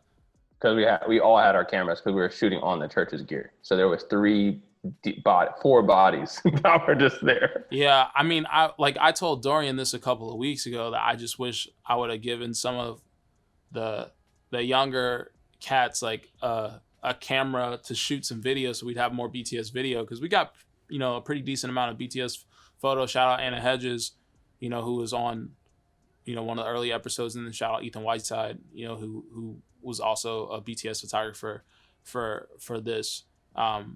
And so we've got a decent amount of BTS photos, not of the whole process, but of a good bit of it. And then I tried to shoot some cell phone stuff, and Dorian did some stuff as well, so that we have memories and we can kind of track this stuff, because that stuff becomes important when you kind of want to look back and see stuff. But yeah, it was just like, we learned that you can do. It's like, I imagine that y'all didn't think when you saw this stuff, like saw some of these clips, that it was just us. Like, sometimes, like Process Place, for instance, that was me and Paris, just me and Paris up in his house that was up in the boonies in North Carolina. Up in his house. Yo, shout out Sanford. Yo, now I know. That area is where that is one of those areas where you drive into, and I say, this is where niggas go to die. Like, you drive out. I'm like, nope, keep it moving. Don't break down out here. You know, like, make sure your phone charged up and hope you can find some signal. Listen, shout out to my in-laws for giving me a house, bro. That's the only reason I was there. Yo, shout out the in-laws, because them being there also allowed, like, them having that house also allowed us to film this project. But I imagine people would see that and they wouldn't think, oh, this was just 2 people who executed this. And then, you know, a lot of the filming of, basically all of Johnson Street was Paris, because we did a second shoot day for that. And I was at work. And we had to rock through that. And so, you know, there wasn't a lot of people that executed this. We were just committed to learning. We were committed to, like, going on YouTube and figuring stuff out. And, like, you know, I was like, I'm going to bring as much of my A game as I can, but I can't wait until I'm ready, because, like, you can't wait until you're ready, because you'll never be ready. Mm-hmm. You have to just jump in and learn, you know, by failure sometimes. And I just think that's part of it. And then going back to a point that Dorian said way earlier, it was like, there was a point where it was like, you also had to realize, like, even if somebody wanted to be there, that there were times that, like, we're human, and, like, there's times that I was popping off on set, like, in terms of, like, I just, like, my mood would drop, and I would just, like, you could tell I was out of it and frustrated, and I would, like, I would be stuck in that place. But then there were also spaces where it's like, Dorian and I had a conversation at a coffee shop in Raleigh, Sola, and it was like, yo, you are too much of an effect. Like, you're a thermostat. You walk in a room and, like, you change the temperature. And so, like, if you're on your phone and you're not paying attention on set and you're not engaged and you don't seem like you want to be there from your body language, like the young cats who are sitting here and trying to learn something, like if they're interns or whatever, they're gonna follow suit because you're the DP. I'm sitting there in the frame. I can't direct how this needs to go. You know, you have to kind of take over and you have to kind of influence people, and you know some of that, and so you know we had to really have kind of like a come to Jesus meeting about that, and Dorian was like, yeah, no, I get that. Let's kind of keep it moving. And it made me think about like John Singleton, you know, R.I.P. the legend, you know, the man who made Boys in the Hood, if y'all don't know. But John Singleton talks about like he hires his friends for the films that he's made, right? You know, and he talked about how like he's like if stuff wasn't right, he he would just pop off on people. He was way more like confrontational, I mean, like argumentative. He'd be like he would be like he would just like I would cuss their ass out. Like that's what he said. Like he said like that. He's like if they ain't acting right, I just cuss their ass out. Tell them to get it together. And so that was some of the stuff that he was doing. But I knew it's like you have to face the realities of a set hands on, and it's like you have to be able to like you have to have the humility regardless of who you are on set to like have someone call you to a higher standard. You know, you have to be okay with grinding and learning and stuff like that. And then I think one other part of it is a dynamic for y'all that was really different was like balance in the terms of like your lives personally with, you know, this project, you know, and filming and what it took, because y'all, you know, Dorian said earlier, he was in very serious relationships, going to be married by the time y'all hear this. Paris is married and had been married for about a year. And yet it was like, he had to balance the fact that he needed to film, but he also needed to talk to his wife, you know, and Dorian needed to check in with his girlfriend at the time. Right. And some of that. So y'all just talk about a little bit, like just learning balance during that season and some of the kind of adjustments that you had to make, some of the lessons that you had to learn and things like that. Yeah, I think it's just communication for me. Just like it's not like, you know, my fiance is a great person. She's not terrible. Like where you at? Like that narrative that is painted in the media very often of like a ball and chain. Like that's not the narrative that I want to push forward. The idea is that she's a human and expected to, you know, have expectations and her partner meet those expectations based off of conversations.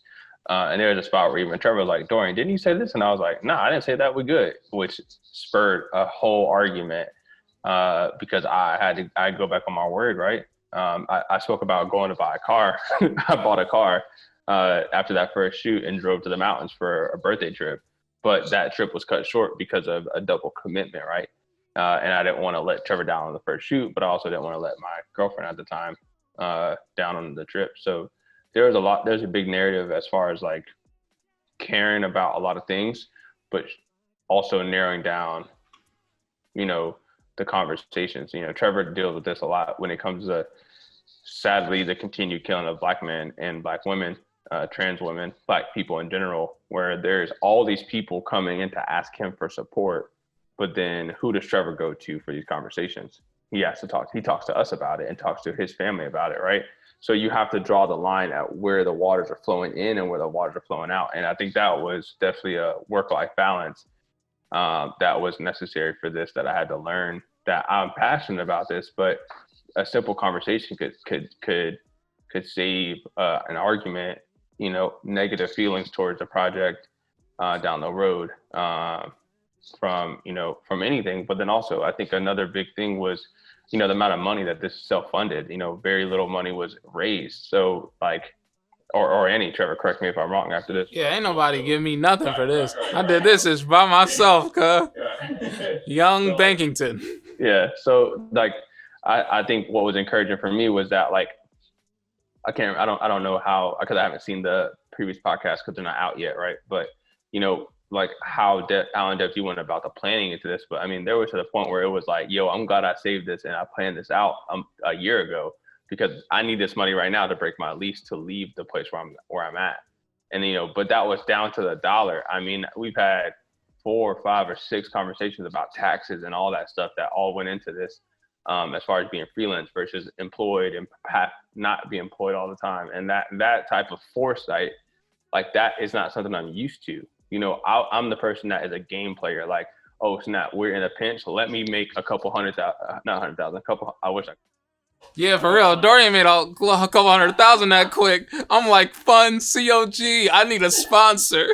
Yeah, but I can make a couple $100 real quick to do the shoot. My wedding's next week. You know, it's tight. If Paris has done it, you know, it's like you gotta make do what you can. So like, how do I use my craft? Do I go out there and drive Uber Eats for a couple hours, or do I like use my craft to make money, right? And I think that is a mindset I didn't have before Trevor was really open about planning, because we're friends. He didn't just hire us. Like he didn't go on like some what's that website, Fiverr, like I need a couple DPs for a couple weeks, you know, like he didn't do that. Shout out Fiverr if y'all want to sponsor the channel.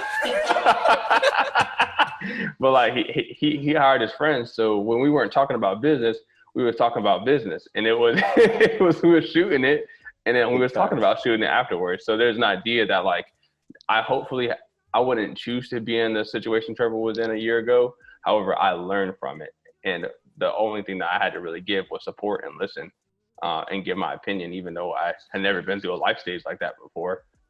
He valued my opinion. So those are the two big things that came about: expectation setting as far as timelines and understanding, which is kind of funny because my job is about setting expectations, but usually don't go well for myself in my personal life. So that, and just like the amount of how to see around a corner, but then also how to plan for stuff that you don't even know is going to happen. Because at the time of shooting this, Trevor he hadn't left his job yet. So yeah, communication and boundaries. I mean, most of this, there was literally like only one shoot that we did together that was done while I was still working full time at a church. And then, I stayed up until we finished filming together, because I filmed some additional stuff as time went on, just from seeing holes in edits and stuff like that. I filmed that stuff by myself, you know, out in the 757, shout out, which that's one thing I didn't tell y'all about me and Paris. Me and Paris lived in the same neighborhood when we were kids. Went to the same middle school. Didn't know each other until we met in Raleigh. He knows my little sisters, met my nephew, and yet we didn't even know who each other were, and then met in Raleigh. So that's super bugged out. But yeah, it's just like, I didn't have a ton of time. And so there was a sense of like, for me, communication and boundaries, which Dorian really kind of hit at. But it wasn't the same because I didn't have someone to come home to. You know, I was posted up by myself, you know, in my apartment in Raleigh, and just having to balance school and balance work and then balance this project, which is my magnum opus. And so I gave everything I could to this thing. I mean, I burned a lot of midnight oil working on this and exerted a lot of who I am. But anyways, Paris, you talk about some of the stuff that you had to learn in terms of communication and stuff like that, and just kind of figuring out your boundaries and stuff with this stuff.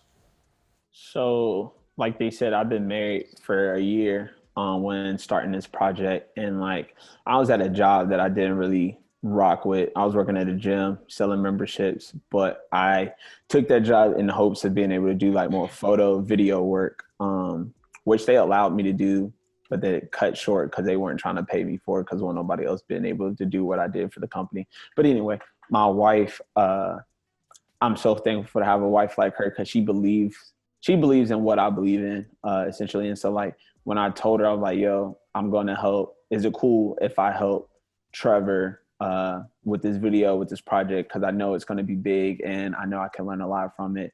She would be like, yeah, but like some days, like I want to be able to kick it, because I was also traveling to Raleigh a lot. And for those who don't know, Sanford is like an hour away from Raleigh. So like our church was in Raleigh. I was part of a campus ministry, and I was doing ministry at NC State in Raleigh. And then hanging out with Trevor and Dorian on this project. So I spent a good chunk of time in Raleigh. And so me and my wife didn't get to see each other a lot. But she wants me to succeed and wants me to do what I want to do, which is become a better filmmaker, become a better photographer. So she supported my vision, and Trevor's vision 100%. it was just prioritizing and communication, like Dor said. So it was like we share a Google Calendar, and I'd be like, Trevor, I need these dates now so I can tell my wife. I remember that because that happened at my house. If your parents had the MacBook open. I said, Trevor, let me know these dates now so I could tell Bridget and get the okay from her. And like Trevor or like Dor said, it's not like this ball and chain thing. It's like, bro, if I want to be able to do this, it's like I'm not necessarily like asking for permission, but like I kind of am. Like I just want to make sure like me and my wife are on the same page, because if I go on set and she doesn't know I'm on set and she's like, yo, where the heck, where are you? You said you was going to be this place and I'm not there.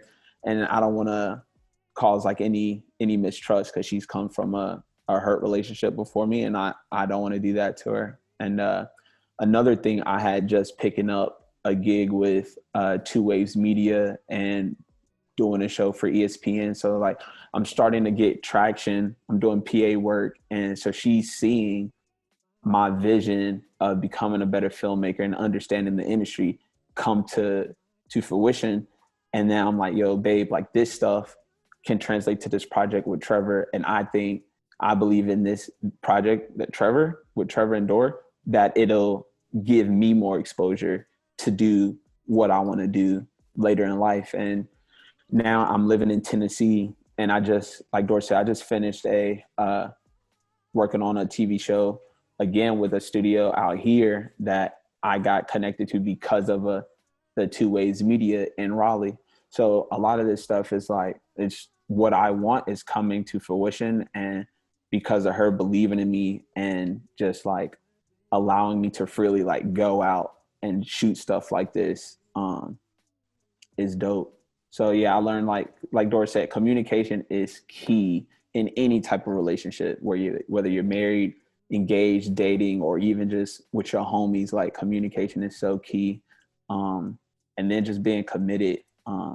Like I'm committed to my wife, so if she's like, yo, we need to do this, then I'm gonna do this. And Trevor's like, yo, P, I need you to hold these storyboards, make sure we get everything.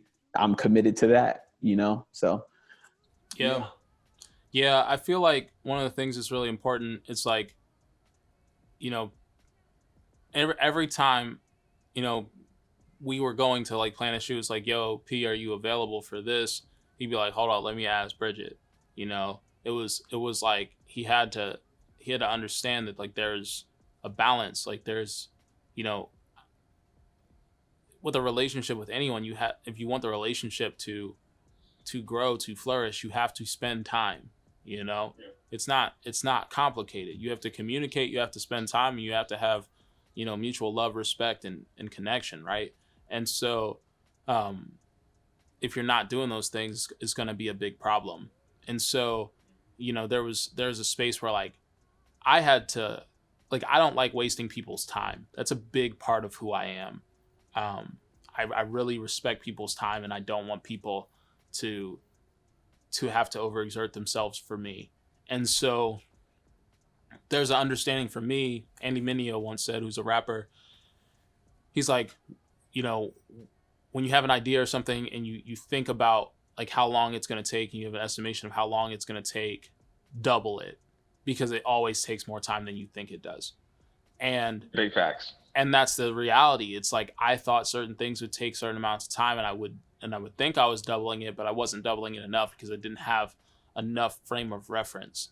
And so then when time started going forward, because it's like I can understand how long it would take me to do something, but it's a different thing when, like, you know, I'm still trying to figure out like what level these cats are at in terms of understanding these things and how well I can communicate certain stuff. And so that was a space where I had to figure stuff out. But then also it expanded into a space that that was like, okay, as we got further in stuff, we got better at meeting timelines. But then there are also unforeseen things. Like you have to plan out more time because sometimes there's unforeseen things. If Dorian got sick on set, like we have to stop. You know, it's just the way that it is. Yo, my stomach was doing backflips, boy. I wasn't gonna give details, and I'm not still, but like if Dorian, bro, the whole stomach situation was doing kickflips, bro. I said, oh, nope. Paris hit the camera. Yo, I'm glad you brought that up because I definitely forgot about that season of time. That whole second half of the day for Dorian was gone. But see, that wasn't it happened in Tennessee and it happened in Raleigh. It's like, I was like, Dorian, you need to go see a gastro, cause your belly wild. I said, oh, nope, time to go. That boy was sweating. But it was, you had to understand, like, stuff would go wrong at certain times, and then all of a sudden, it's like, it might take 10 minutes to move a bunch of C-stands off set if you've got 2 people, but if it's just you got to do a whole lot more work. You got to go back and forth just to make sure the C-stands don't fall over. You got to do all sorts of stuff to get stuff to execute. And so there's a level of like understanding time. Like, it's going to take time to make something impactful. Like, I've envisioned this project when I was 23 years old. I'm 28 by the time that this drops. And so it's 5 years ago, and it took 5 years to see something of this magnitude come into fruition.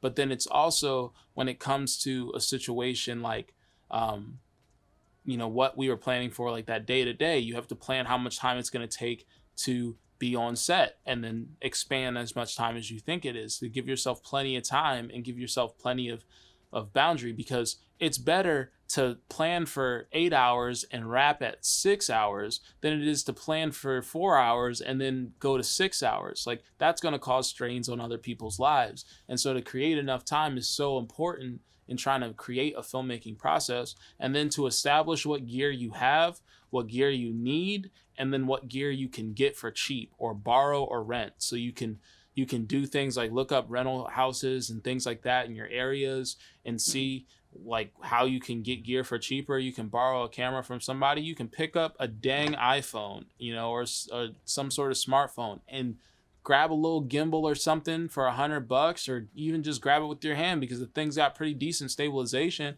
and you can shoot something like that. But like, really kind of create a parameter of what you can kind of envision around. Like, you have to plan on the top end. We talked about that earlier. You got to take time to plan. You got to take time to brainstorm. You got to take time to sketch, draw out, storyboard, figure out your filmmaking process and things like that.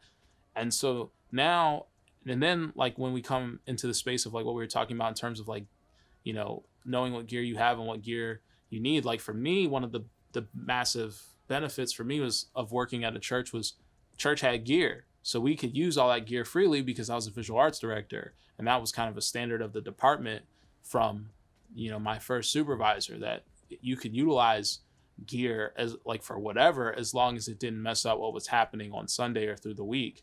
And so then and finally within that, it's like, we shot most of this project with 2 aperture lights, an Aperture 300D and an Aperture 120D Mark II. Shout out Aperture if you want to sponsor the channel. And so, we shot those with 2 aperture lights for the most part, but then we also had in the lights that I'm lighting this with right now, DigiB 800s, which are technically photo lights, but they've got a pretty strong LED. And so they work for a lot of the stuff that I need to do on the personal front. And that's why I bought them.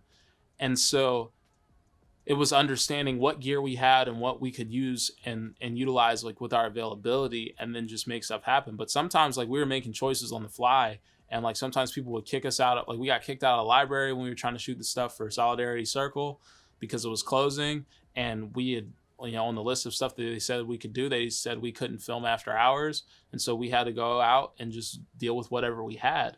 And so it was just like, we had to roll with the punches and kind of just make decisions as we went. And then, utilize the resources that we had and then execute from there. And so, I mean, this project was created with, for the most part, like, in terms of the people that shot it, there was like 3 of us. And then we had a couple of times where like Dorian would hand something off to an intern or something so that they could get experience. But most of these shots, some reps in. Yeah, to get some reps in to kind of pour into the youths. But for the most part, it was us 3. And then all of the post-production and stuff like that has been done by me. And then all of the scoring, and production and all that stuff has been done by Tayshawn. So it's not a big team. And it wasn't with a lot of money. It just made stuff work, you know? And then we're just going to see how this thing plays out, you know? Hopefully by the time that this launches, we look back and we're like, dang, that project changed all of our lives. But, you know, if it doesn't, it's like, the thing that I care about is that it changes y'all's lives, you know, that it changes the lives of my friends. And it did change I think it, like I said in the beginning, it enhanced our friendships, but then also that it changes the lives of, you know, y'all who are watching this or listening to this, because I think it's a powerful project and it probably will resonate with some people. But if it doesn't, well, I told Dorian this. I was like, Dorian and Paris, I told y'all this, like, if this ish flops, all right, bet. Like, I'll just go and work some other job until I can think of my next project idea, and then I'm gonna hit y'all up and we go do something else. And we're just, because the motive is the impact. It's not the money. It's not, you know, the accolades. It's not none of that. It's the impact. But to have the recognition means that I get more impact. And so we'll see what stuff plays out like. Yeah, for sure. I think when this project drops, it's definitely going to be dropping at a timely manner, especially with the stuff that's going on today on August 28th, 2020.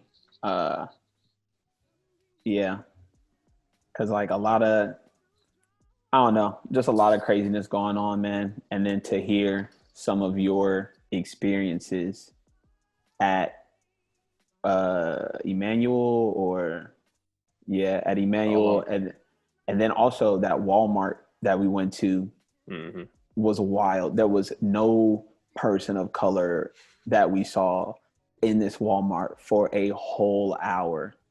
Dorian and Paris were very, very unaware that Elizabethton, Tennessee, even though I told them this, I tried to prepare them, but they were not prepared for the fact that Elizabethton, Tennessee has no black people. That whole area in the Tri-Cities, there are so few black people in that area, and there's so few people of color, so you're not going to see a lot of people of color. It's and alarming. It shook them. It should not be alarming, however it was.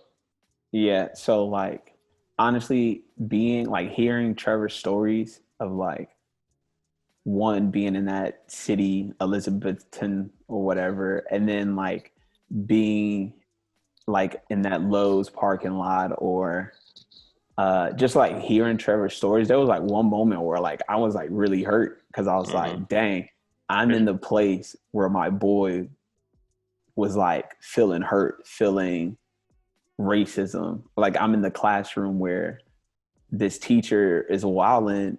Not teacher, student, but continue. Where this student, where this student is like wilding, and I'm like, dang, like I'm in the same room where my boy was feeling hurt, and it was wild. Like I had a small little breakdown, and I was like, dang, this is wild. Like I am where all of that is happening or happened. Crazy. Yeah. I think there's an aspect of just like, I mean, even the smallest things, like planning for double the time. You know, there's a client that I got to shoot with in 3 days where they were like, yeah, I only need you for like 45 minutes. And I was like, what?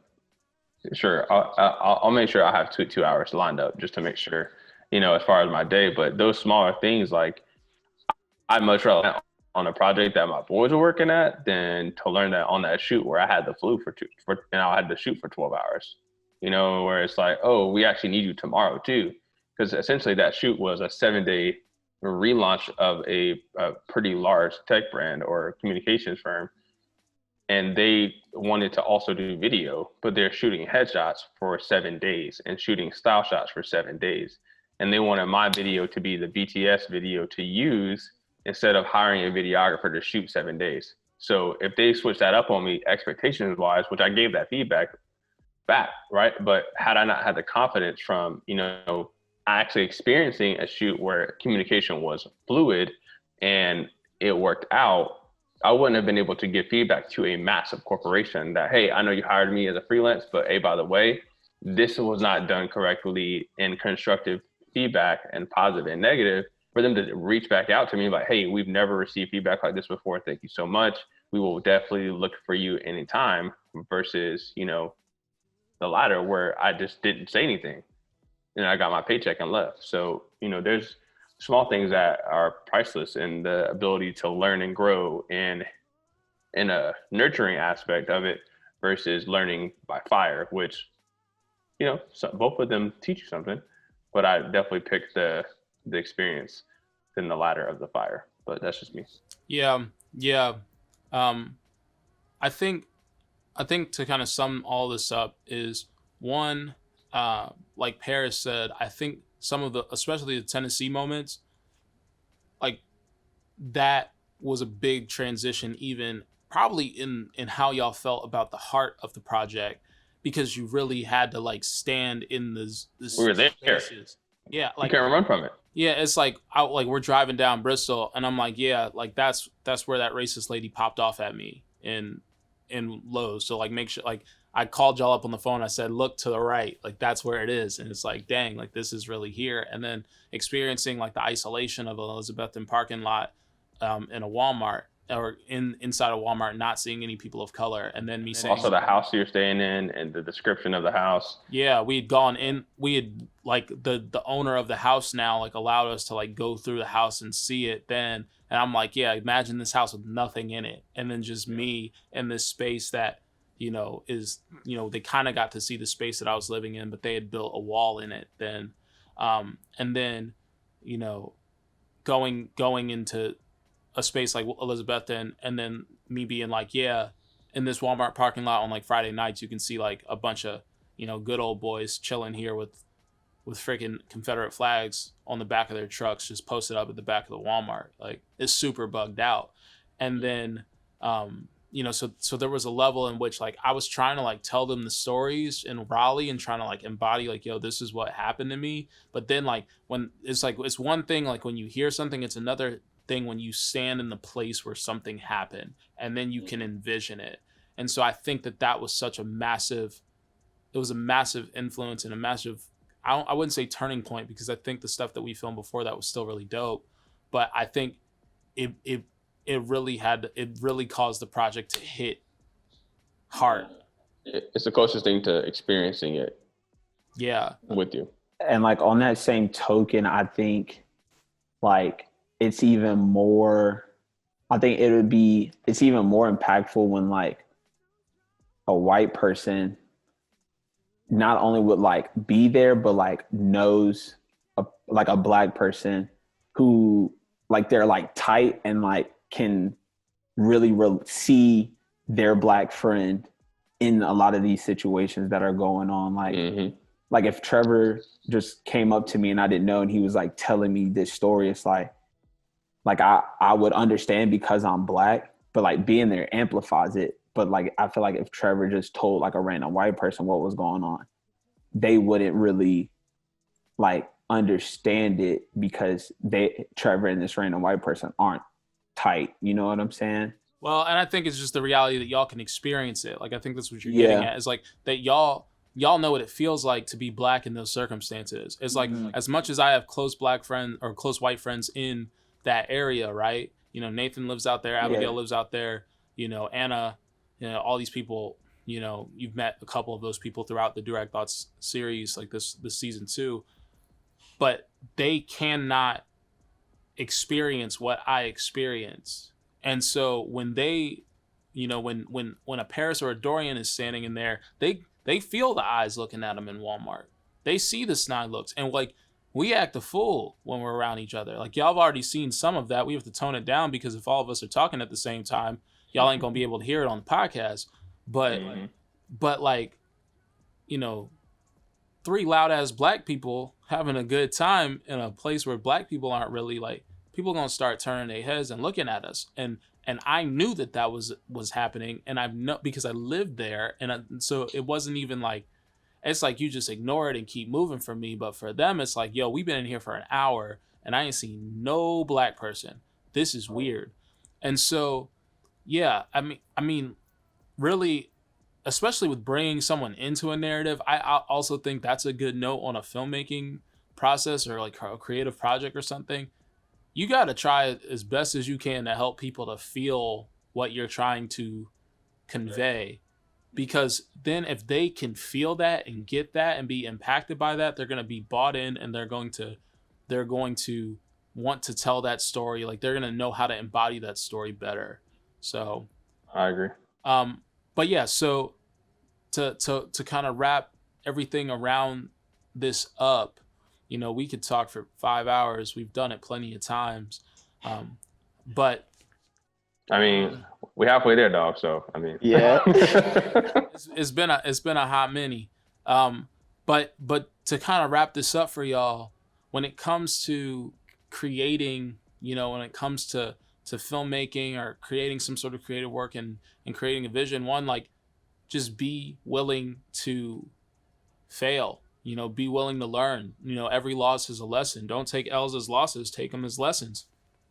And so learn constantly, you know, just know that, I mean, for Kendrick Lamar knew that Good Kid, Mad City was going to be his first album, but he was building that narrative for that record for years, but did not make that the Kendrick Lamar EP, or did not make that Section 80, or did not make that, you know, any of his other earlier works, because he knew it couldn't be at the magnitude that he wanted Good Kid, Mad City to be. So you can hold on to a bigger project idea until you're at that level where you feel like you can execute it properly. Hence why, you know, George Lucas chose to do the first 3 Star Wars episodes when the technology was better, but even though they weren't as good as the original trilogy. But I agree. But when you kind of look at this sort of stuff, it's like, just take a step out there, you know, try, learn, use the gear that you have, tell the stories that you can with the stuff that you have, and then kind of keep it moving. Ask your friends. Don't be afraid to ask people around you. And if they say no, they say no. If they don't want to help you and they're not being super helpful on set, and you can't communicate out of it and stuff, okay, you know, figure out some new people, get around some people who will create some stuff with you can do dope stuff with. And then, you know, as time kind of presses on and moves on, you know, maybe somebody will come back around or come along. But working with your friends, like, work with your friends, because you never know where that's going to turn around. I don't know where I'm going to be in 5 years, but I know that wherever I'm going to be in 5 years, Dorian and Paris are going to have opportunities to be there with me. That Tayshawn is going to have opportunities to be there with me. Because you honor your friends, you honor loyalty, you honor the people who've gotten you to where you are. You don't want to be one of those folks who get to the top of the ladder and you've cut off everyone and stepped on people's necks through there, and like you know, stab people in the back all the way up there, that you don't have no friends no more. Like, you need people around you, you know, throughout the duration of your life. You need to keep building with people. And so keep that in mind. You know, I'm long-winded and we've said all sorts of things, but hopefully you gain something from this. And yeah, Paris and Dorian, drop your socials or whatever, you know, promote whatever you need to promote, and then we'll get out of here. Yeah, I mean, I'm easy. I'll say this last thing. Me and Paris are really big in the office, and there's a quote that Paris probably not about to say, but it's from Andy from the last episode, and pretty much it's just like, he wishes he knew that he was in the good old days before he actually left them. And I like to live my life through those lenses. And this is definitely one of those good old days moments, especially had we known that life for everybody in the world would change a few months shortly after this, where I haven't seen Trevor since you drove back because you left something in Raleigh. No. I was coming through for something. I come through for a funeral, and then I was coming back and to stay with you. Right. So that was February. And then I haven't seen Paris since you shot my engagement photos, you know, but that was through a pandemic, and he was moving to Tennessee shortly after. So, you know, there is an idea where not only working with your friends is fun, but also the memories are way sweeter when you don't have to, when you get to build off of them and not create them. So, you can follow me at _smartguy, spelled exactly how it sounds. Not going to do the whole link in description thing, even though it's kind of funny. I haven't really been creating outside of keynotes and PowerPoints for work. So there's not much to follow, but I guess by the time this comes out, I'll have a flood of wedding photos that'll be on there from the talented Brett C. So you'll see me in Paris on there, updated photos. But other than that, it's all you, Paris. Hold on, at _ smart guy on Instagram. He ain't even tell you where he was supposed to follow you on. It's a mystery, man. Yeah. So my pluggables, you can follow me on Instagram at silver.paris. That's my personal page, or you can follow my creative page is at ps.crtv. 5 years in the making to separate his Instagrams. I promise you, we've had this conversation many times. I told him months ago, I'm like, Paris, if you want to grow your Instagram, you have to like give people something, like they need to know what they're looking at. Like they need to know what they're coming to your Instagram page for, because if you're posting everything around the world, they're not going to know what the freak they're here for. But when you're on a personal page, you can just act a fool, and then business page or whatever, you can do whatever you want.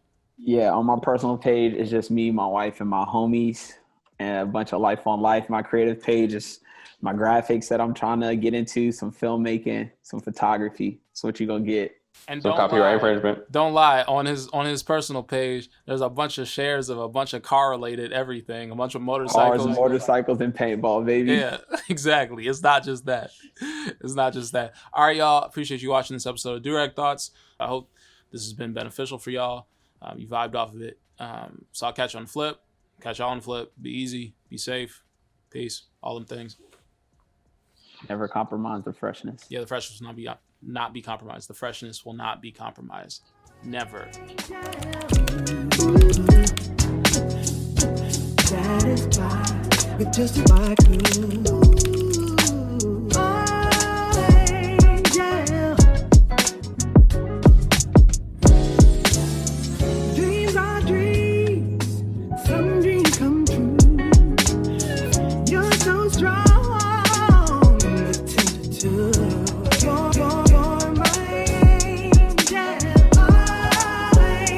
I could